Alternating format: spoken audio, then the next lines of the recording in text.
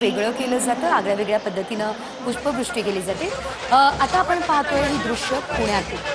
थेट पुण्यात आपण गेलेलो आहोत आणि या ठिकाणी कसबा गणपती अलका चौकात पोहोचलो.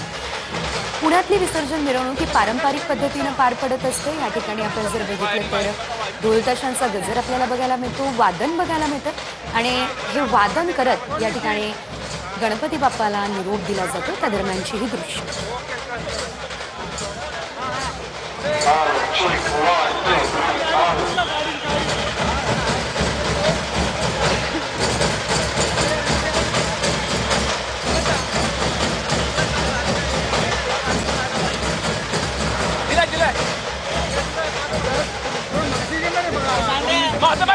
ध्वज या ठिकाणी उंच नाचवून बाप्पाला या ठिकाणी निरोप दिला जातोय, वंदन केलं जातंय आणि आता अगदी काही वेळातच या ठिकाणी कसबा गणपती पुढे सरकणार आहे.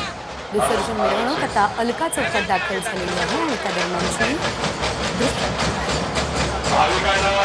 मानाच्या गणपतींची ही विसर्जन मिरवणूक पुण्यात सुरू झालेली आहे आणि पहिला मानाचा गणपती तो म्हणजे कसबा गणपती.